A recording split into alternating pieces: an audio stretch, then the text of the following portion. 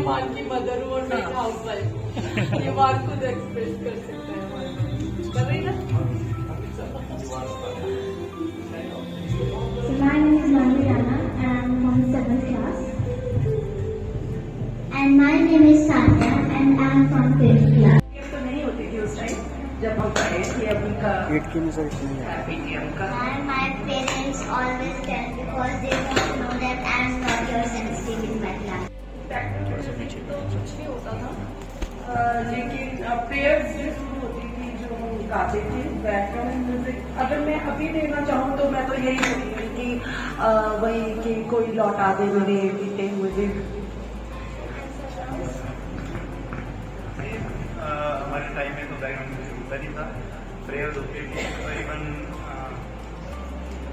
Current affairs के बारे में डेली न्यूज़पेपर के बारे में बताया जाता था। ये एक्टिविटी उस टाइम अब लेटेस्ट ओपन जमाना है तो एजुकेशन भी मॉडर्नाइज हो रही है, तो इस हिसाब से अब That's good, Sanya, but I have a background music in my life. My next question from you both. Did you ever be sick and skip school? मैंने बताया था अभी कि मैंने की थी कोशिश लेकिन हुआ नहीं। मैंने बहुत कोशिश की थी क्योंकि हमें कभी छुट्टी लेनी थी, मतलब कभी भी परमिशन नहीं होती थी।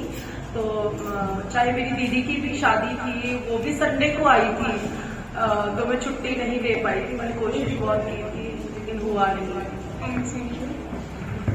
हमारे टाइम में ये सारे बहाने चलते नहीं थे, चाहे बीमार हो तब भी हमें जाना ही पड़ता था।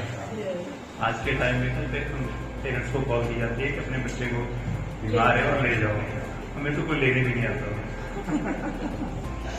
Sir, I never tried this because I'm scared that if I will be fall really sick, so I think they will feel that I'm doing drama.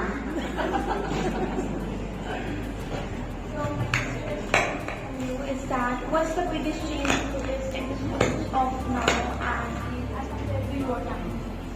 बहुत सारे चेंजेस आए हैं, जैसे मैं टेक्नोलॉजी के बारे में बोल रही थी कि एक देखो आपके टाइम में स्मार्ट क्लासेस हैं, स्मार्ट बोर्ड्स हैं।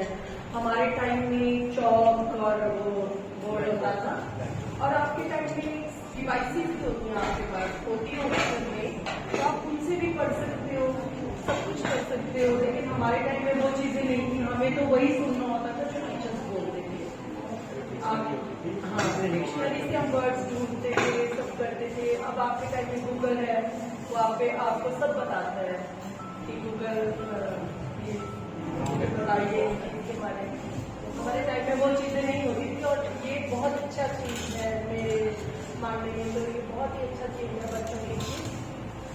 लेकिन बच्चे उसका मिसयूज भी करते हैं, वो नहीं करना चाहिए। आपको तो इसका फजल होना चाहिए कि आप ऐसे स्कूल में पढ़ रहे हैं जहाँ आपको एक्स्ट्रा एक्टिविटी करवाई जाती है।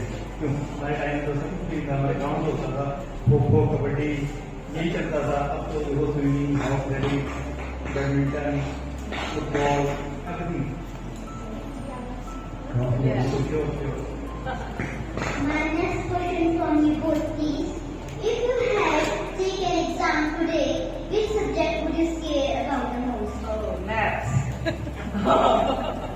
Maths. Sir, you? But I love maths.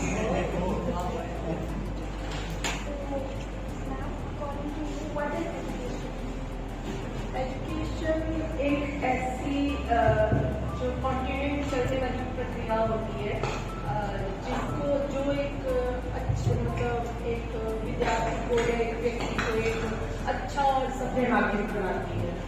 सो मेरा मानना ये होता है कि ये है कि एक किताबों में ही मतलब एक विद्यार्थी को, एक नागरिक को डूबे नहीं रहना है। सराउंडिंग ऑल ओवर जो सामाजिक और हमारे जो भी व्यक्तिगत जो भी काम होते हैं उसके बारे में हमें नॉलेज मिलती है। एक और ये जो चलने वाली प्रक्रिया है ये तो कभी रुकती नहीं है, हम चाहे इतने बड़े भी हो जाए तब भी वो मतलब चलती रहनी चाहिए, और ये चलती रहे तो एक अच्छा एक सभ्य नागरिक देश को मिलेगा।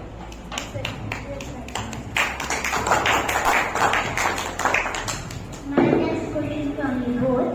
What was your one message for all students today?